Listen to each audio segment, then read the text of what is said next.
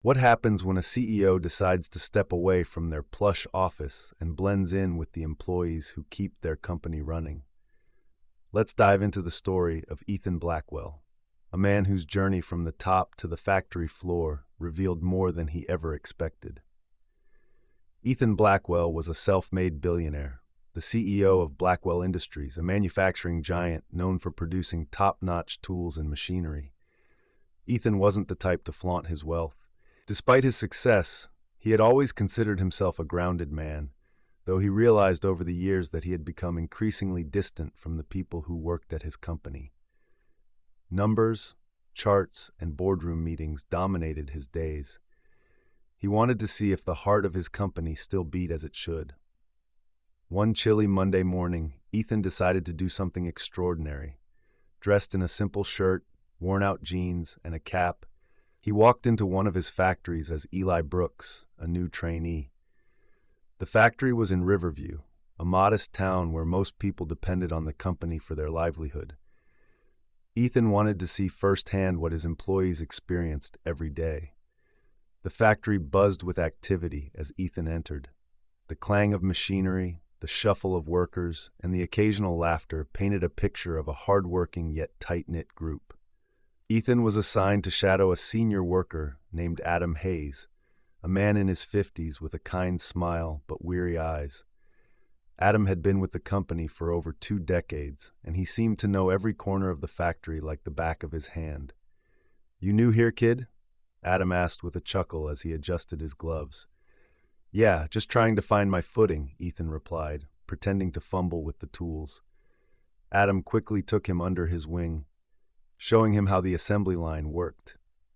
Ethan was impressed by Adam's dedication and patience.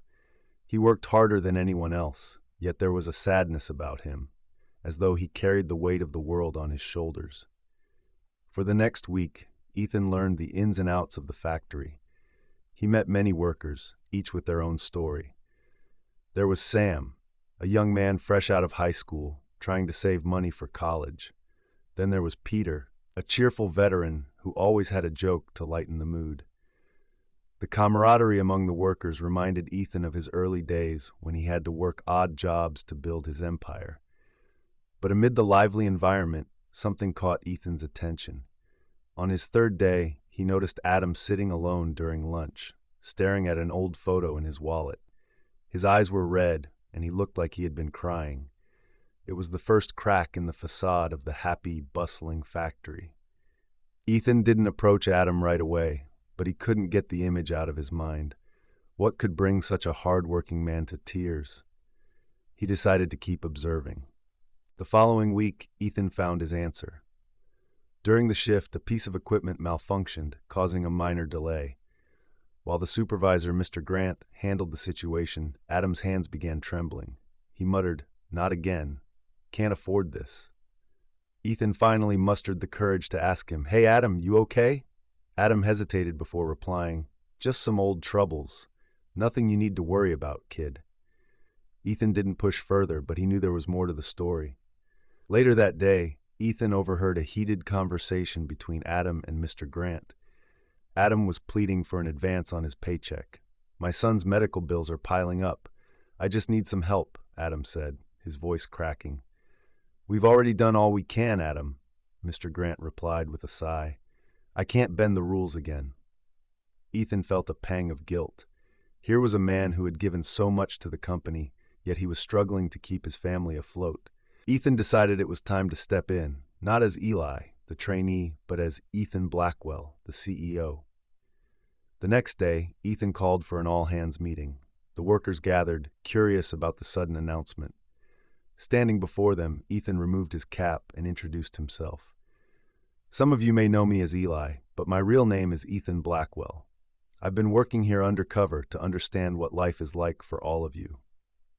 Gasps filled the room as the workers exchanged stunned glances. "I've seen how hard you all work," Ethan continued, "but I've also seen struggles that no one should face alone. Adam, could you step forward?" Adam looked around nervously before stepping up. "Sir?" "I heard about your son's medical bills," Ethan said. "I want you to know that we're going to take care of them. And not just that, Starting today, we're launching a new program to support all employees who face personal challenges. Adam's eyes filled with tears as he stammered, I don't know what to say. You've already said it, Adam, Ethan replied. Your dedication speaks louder than words. The factory erupted in applause. Ethan didn't stop there. He spent the next few months overhauling policies to ensure better wages, healthcare benefits, and support systems for his employees.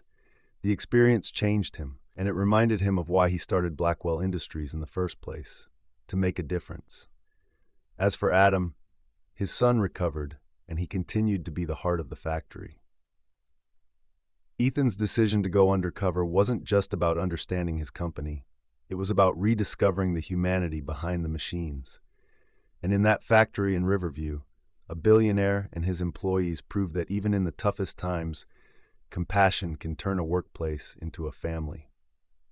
That's the story, friends. I hope you enjoyed it. It was a pleasure sharing it with you all. Don't forget to comment below and let me know where you're watching from. It's always fun to see the global reach of these stories. And if you haven't already, please hit that subscribe button for more amazing stories, tips, and tricks. Thank you for watching, and I'll see you in the next one. Bye. If you'd like to show some extra love, tap the 3 dots near the share button and send a super thanks.